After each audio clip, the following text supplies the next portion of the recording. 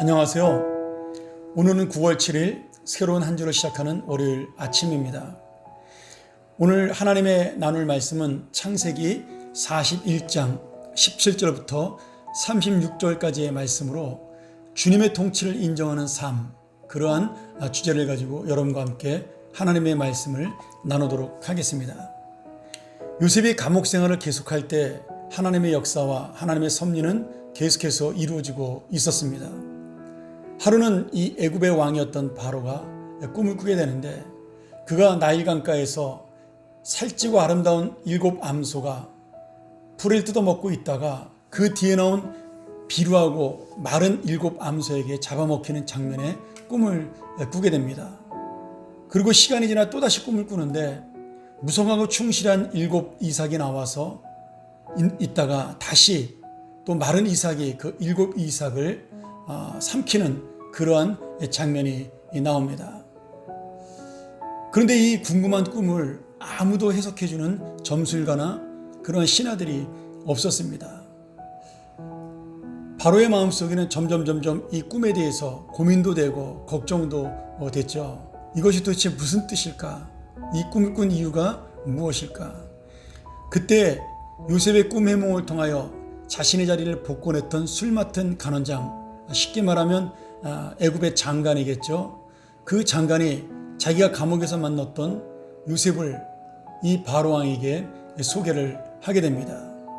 그리고 바로왕은 요셉을 만나서 그가 갖고 있었던 모든 궁금증들을 해소하게 되죠.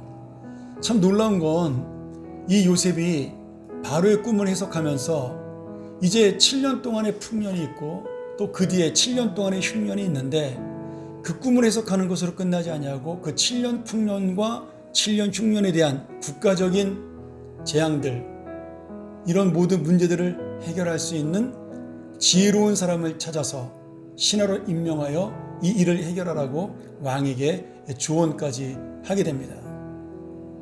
참 역설적이죠. 요셉은 본인이 원해서 그런 이야기를 한 것도 아니고 자기가 그런 자리에 있으리라고 상상도 못했습니다. 왜냐하면 요셉의 소원은 단순히 이 꿈 해석을 통하여 감옥을 나오는 것이었지 그가 이런 높은 자리에 오르는 것이 아니었기 때문입니다. 그러나 요셉의 설명을 잘 듣고 있던 이 바로는 요셉이야말로 이 모든 문제를 해결할 수 있는 적임자라고 생각을 하고, 그는 요셉을 애굽의 가장 높은 자리인 총리의 자리로 그를 부르게 됩니다. 참 놀라운 일이죠. 요셉은 상상도 못했는데 자기의 소원은 감옥에서 나오는 것이었는데, 하나님은 그때가 되었을 때 감옥에서 나오는 것으로 끝나지 아니하고 그가 상상도 못했던 애굽의 총리, 위대한 지도자의 자리에 오르게 하신 겁니다. 어느 순간에 철없던 요셉이 꿈꿨던 아버지와 형들이 자신에게 무릎을 꿇고 경배했던 그 꿈이 이루어지는 그런 놀라운 역사의 현장을 경험하게 되는 거죠. 지금 한 사람의 인생을 하나님께서 어떻게 인도하시는가를 우리는 이 말씀을 통하여 볼 수가 있습니다. 우리는 잊어버리고 있고 우리는 상상도 하지 못하지만 하나님은 우리를 향하여 계획을 갖고 계시고 우리를 위하여 준비하신 하나님의 인생이 있다는 사실을 오늘 이 말씀을 통하여 보여주고 있는 것입니다. 또 하나의 은혜가 있습니다.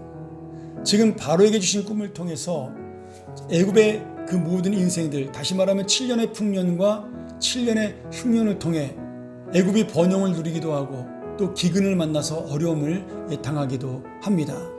그런데 이 거대한 나라, 가장 강한 나라였던 애굽에 기근이 닥쳐서 그들이 자신의 힘으로 아무것도 할 수 없다는 그 사실은 하나님 앞에 엎드리지 않는 자, 하나님의 통치를 인정하지 않는 자는 무익한 인생일 수밖에 없다는 사실을 보여주고 있는 거죠.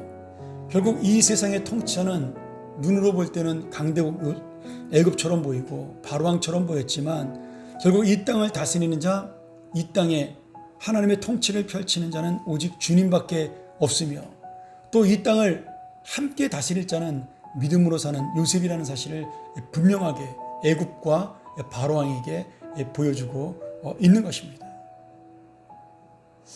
오늘 여러분, 우리가 하나님의 뜻을 이루기 위해서 이 땅을 살아간다? 그것은 교만한 생각이죠.